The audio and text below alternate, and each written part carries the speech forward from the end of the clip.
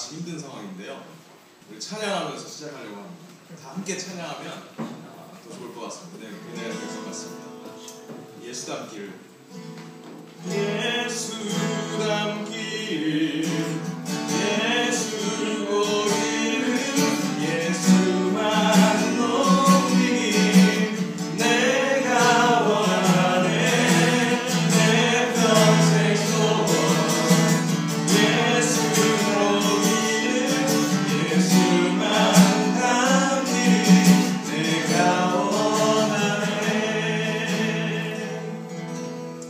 아멘. 그렇습니다. 우리는 예수 닮기 원하는 예수쟁이 됩니다. 시간이 없어서 이렇게 하도록 하겠습니다. 예수를 닮기 원합니다. 오늘 말씀을 통해서도 예수님의 몇 가지를 짚어보기 원합니다. 첫째로 오늘 예수님은 사마리아와 갈릴리 사이로 지나가십니다. 누가복음의 예루살렘 상경기는 우리 알다시피 9장에서부터 시작됩니다. 그리고 10장에서는 베다니, 마르다와 마리아 집에까지 도착하신 예수님을 볼 수 있습니다. 그런데 오늘 본문 17장에서 다시 사마리아와 갈릴리 사이라는 이 진술은 예수님의 여행 행로에 대한 혹은 성서 해석에 대한 여러 가지 견해를 가져옵니다. 그것은 우리로 하여금 성서를 이해하는 데 어려움으로 다가올 수도 있습니다. 그럼에도 불구하고 이 이야기의 배경이 사마리아와 갈릴리라는 사실은 이 장소가 주는 의미가 있음을 알 수 있습니다. 우리가 잘 알듯이 이 지방은 멸시받는 곳이었습니다. 진리가 멀다고 느껴지고 정통이 아니라서 더럽다고 느껴지는 그런 온갖 부정적인 이미지가 결집되어 있는 그런 곳이었습니다.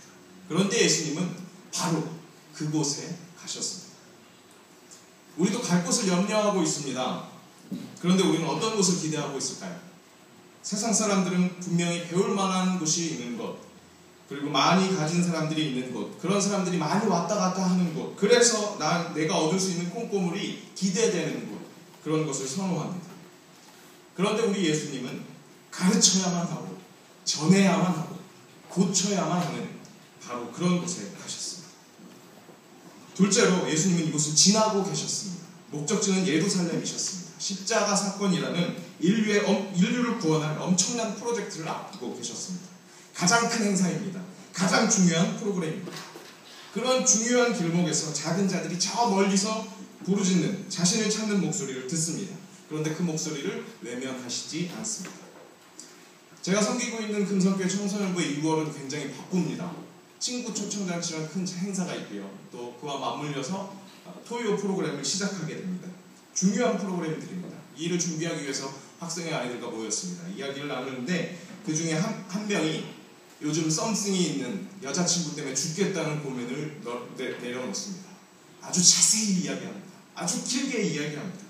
나는 이 중요한 프로젝트를 진행해야 하는데 계속 이야기합니다. 자신의 문제만을 이야기합니다. 그런데 끊어버리지 않고 끝까지 들어주었습니다. 이제 와서 생각해보니 참 잘했다는 생각을 하게 됩니다. 프로그램 때문에, 행사 때문에, 더 큰 일 때문에 한 영혼 한 영혼의 부르짖음을 뒤로 밀어놓으신 적은 없으신지요? 목사님이 시키면 코끼리도 냉장고에 넣을 수 있는 부교육자 이하의 교육자로서 우리가 그런 실수를 하지 않는지 민감해져야 하겠습니다. 나병 환자들의 부르짖음은 그들의 치유를 갈구하는 부르짖음입니다. 그들이 원하는 것은 그것뿐입니다. 나병 환자이기에 예수님께 가까이 갈 수도 없습니다. 그러니 예수님이 어떠한 존재인지 알 방도가 없습니다. 아니, 더 정확하게 이야기하자면 그들에게는 예수님의 정체는 그다지 중요하지 않습니다. 그저 내 병을 고쳐줄 수 있는 권위 있는 선생님이라면 그것으로 족합니다. 아픔이 있는 자들에게는 치유가 가장 절실합니다. 주변에 암 환자나 아픈 분들이 계시다면 그런 이야기를 들어보셨을 겁니다. 하나님이 다 치유하실 거야. 하나님만 의지하면 더 큰 믿음의 결실을 주실 거야. 이런 류의 위로가 가장 큰 상처라고 합니다. 그 말이 얼마나 더덥고 허무한 이야기인지 모른다고 합니다. 속으로는 지가 한번 아파보라지 그런다고 합니다. 치유가 필요한 사람에게는 금보다 귀한 복음일지라도 그것이 보이지 않고 들리지 않습니다. 예수님께서도 그런 그들을 이해하셨던 것일까요? 너희들이 진정 필요한 곳은 나야. 나를 알면 너희의 그 고통은 아무것도 아니야 하고 진리를 우격다짐으로 선포하시지 않았습니다. 그들에게 치유의 은혜를 내려주셨습니다. 복음의 씨앗이 내릴 수 있는 텃밭을 갈아주셨습니다. 우리는 우격다진 복음을 선포하고 있지 않는지요? 그들의 아픔이 무엇인지 관심 있게 보고 있는지요?